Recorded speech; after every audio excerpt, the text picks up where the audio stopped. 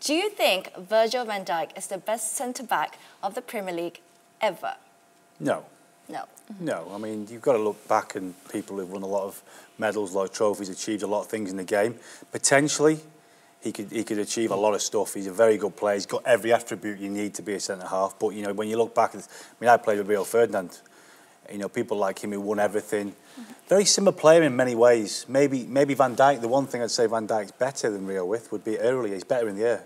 He's stronger in the air. So maybe, you know, in years to come, we can say...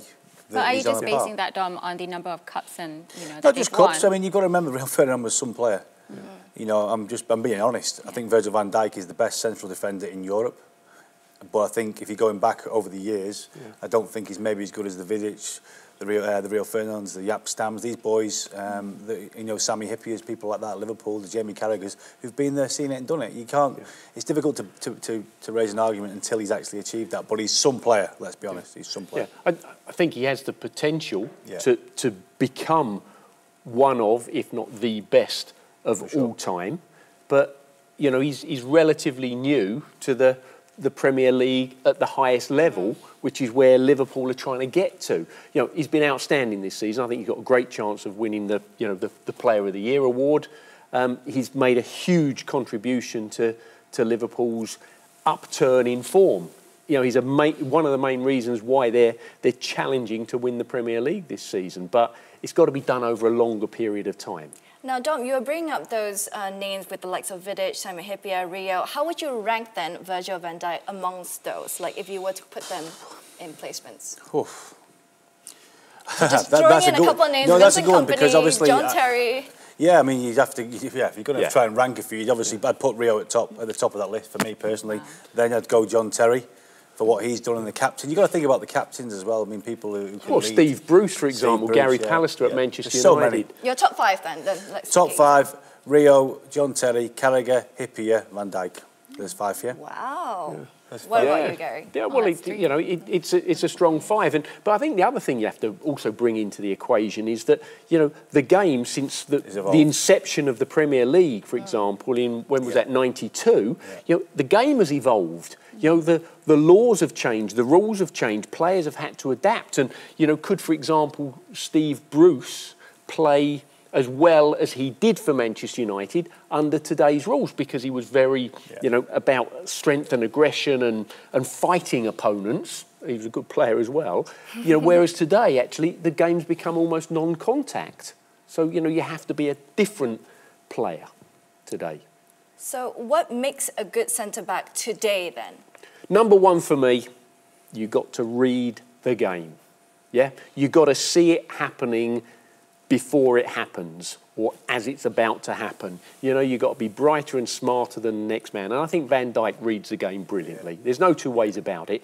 So then the next bit is you need to be athletically elite.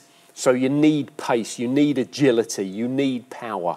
You know, gone are the days when, you know, you can be a lumbering central defender.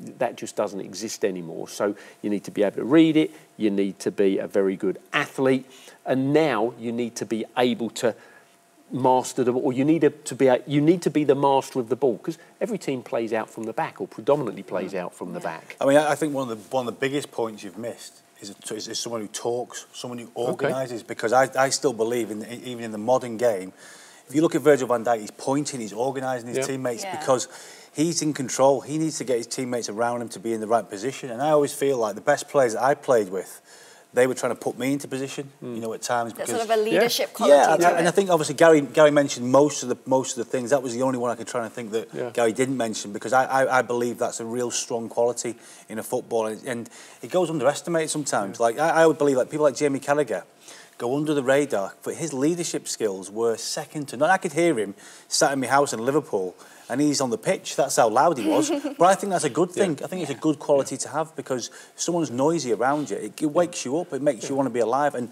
what he doesn't stand for, Van Dijk, he doesn't want any messing about. He wants winners in his team. And if you don't toe the line, he tells you straight.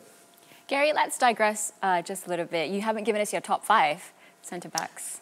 All time from the Premier League. Yeah, from the Premier League. Well, yeah, for me, yes, Ferdinand has to be in amongst that five. You know, we had Nemanja Vidic here. Yeah. What, 2 weeks ago? Yeah, Just 2 weeks copy ago. mine. Definitely. Just copy my 5. Well, say the same 5, Gary. Okay, same 5 as Dominic, because Right. Dominic knows better than me. Yeah, you're right, actually. Now, going back to your leadership sort of qualities when it comes to a centre-back as well, do you see a lack of that in today's centre-backs? Also, with Virgil van Dijk having that, do you see him as taking the captain's spot next season? I think there's always a massive respect thing at Liverpool about the captaincy, and I think Virgil will eventually become the captain, but I think when you've got people of the ilk of Jordan Henderson and James Milner, I think Jurgen Klopp understands them guys, and maybe at some point, I don't think it'll be this season, and I don't think it'll be next season, maybe the season after, he will become the captain. But you know, you've got to respect your players and the guys who've achieved well for you over a few years. But it is going to happen. It's just when, really, isn't it, Gary? Yeah. And, you know, that heavily biased Liverpool 5 central defenders that we mentioned. I want to throw Tony Adams. I want to throw Tony Adams in there. Just for the sake of it. I said 3 Man United players. How was that heavily biased towards Liverpool? Well, 2. You said 2 Liverpool, so that's 40%. That's and 3 Man United. Well, yeah, but it's still 40%. You know, you look at the government in England, they'd love to get 40% support, wouldn't they? We're still advocating for Van Dijk here. What would he need to do then to be in that top 5, in your top 5s? Well, or to be the number only 1? time will tell, won't it? You know, if he wins the league this season with Liverpool, that's a brilliant start, isn't it? The Champions League. You know, we're talking like the lads that we've mentioned there have won Champions Leagues, they've won Premier Leagues on a regular basis. So I think he'll have to do that. So the trophy cabinet is what I it's think so, yeah. But for Liverpool, Liverpool are desperate for the Premier League. It's been so long since they've won that. If he can bring that to Liverpool, because you've got to remember, he's made such a huge difference. You know, if he can bring the Premier League this year, there's a big chance that could still happen. Then he'll become a legend in Liverpool, and that's when it starts. The ball starts rolling. Look at the Gerrards, the Carragers at Liverpool. You win one trophy, then the others come falling in behind. Yeah, you know, it is key. You know, what do people play football for? They play football to win trophies. Simple as that.